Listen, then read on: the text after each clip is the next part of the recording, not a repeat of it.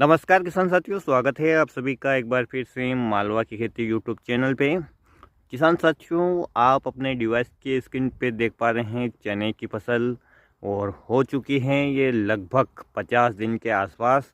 किसान साथियों, वैरायटी है दफ्तरी 21, जिसे आप दफ्तरी के नाम से जानते हैं।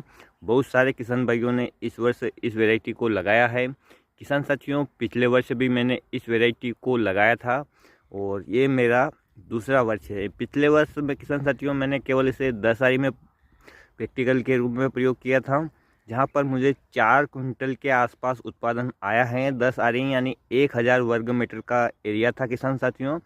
6 किलो बीज मैंने लगाया था, लेकिन बीज फिर भी दर थोड़ी ज़्यादा हो गई थी। थोड़ा और पौधा, यदि पौधे से पौधे की दूरी होती तो शायद और अच्छा उत्पादन होता। इस वर्ष किसान साथियों सीड्रिल से लगाया है। गए साल जो बीज हाथों से लगाया था, क्योंकि बीज की मात्रा थोड़ी थी, और इस वर्ष मैंने लगभग 45 आरी यानी 4500 वर्ग मीटर के आसपास लगाया है। दूसरा वर्ष प्रैक्टिकल का रकबा थोड़ा बढ़ाया है, पौधे की दूरी भी बढ़ाई है। किसान साथियों, ये आप पौधा देख पा रहे होंगे और इसमें फुटान भी आप देख पा रहे होंगे। पौधे से पौधे की दूरी और लाइन से लाइन की दूरी मैं आपको बताता हूँ।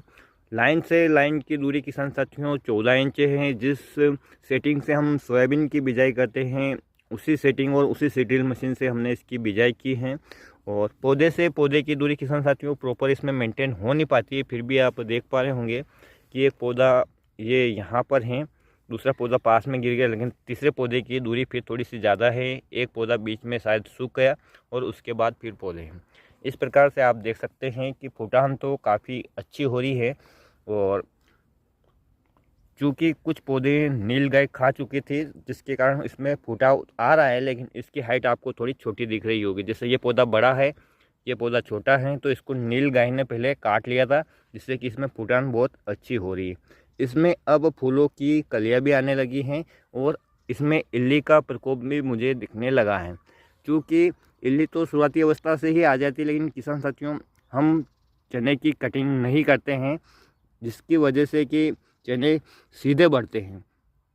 यदि चने के ऊपर से नीलगाय या इल्ली के द्वारा खा लिया जाता है, तो किसान साथियों यहाँ से इसकी ग्रोथ कुछ समय के लिए रुक जाती हैं और जो पौधे की एनर्जी होती हैं वो शाखाएं निकलने में चली जाती हैं।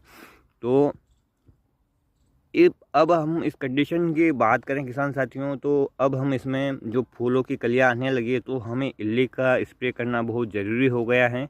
तो पहला स्प्रे हम इल्ली का इसमें करने वाले हैं किसान साथियों। जो इमामेक्टिन बेंजोइड दवाई आती है उसका करेंगे, और उसके बाद यदि इल्ली की संभावना और आगे बढ़ती हैं तो किसान साथियों अंतराल पर हम उसका स्प्रे करते रहेंगे। लेकिन किसान साथियों पिछले वर्ष में भी मैंने इसको लगाया था। थोड़ा सा मैंने कहा आपको कि बीज पास पास लग गया था। लाइन से लाइन की दूरी और पौधे से पौधे की दूरी भी वो सही तरीके से मेंटेन नहीं हो पाई थी। फिर भी उत्पादन है प्रति 1000 वर्ग मीटर के हिसाब से जो मुझे 4 कुंटल के आसपास मिला है। तो 1 बीघा जो कि हमारे यहाँ 2500 वर्ग मीटर का होता है, उसके हिसाब से 10 कुंटल के आसपास हमारा उत्पादन हम मान सकते हैं पिछले वर्ष का। इस वर्ष किसान साथियों ये जो मेरा 4500 वर्ग मीटर का क्षेत्र है, यहाँ पर मैंने लगाया है और इसकी अभी तक मैंने 2 बार इरिगेशन कर दी है।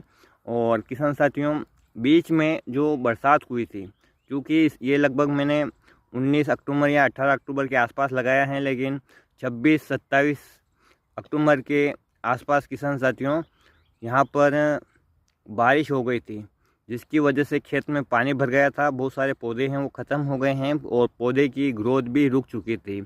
तो मैंने फिर इसमें एक फंगीसाइड और एक प्रकार का फर्टिलाइज़र ज़मीन में दिया है, दोनों मिक्स करके, और इसका इरिगेशन कर दिया। उसके बाद पौधे का पीलापन दूर हो गया, साथ ही पौधे में फुटाव की प्रक्रिया भी अच्छी है। अब कोई पौधा मुझे पीला नहीं दिख रहा है। साथ ही किसान साथियों इसमें ब्रांचें भी अच्छी खासी मात्रा में निकलने लगी हैं। फूलों की जो कलियां हैं कहीं कहीं पे वो भी आने लगी हैं। बहुत ही अच्छी कंडीशन अभी इस समय दिख रही हैं। आगे चलकर पता चलेगा कि जो आपने सोशल मीडिया पे जो पौधे देखे हैं इस वैरायटी के, क्या वास्तव में वैसा पौधा बन पाता है या नहीं।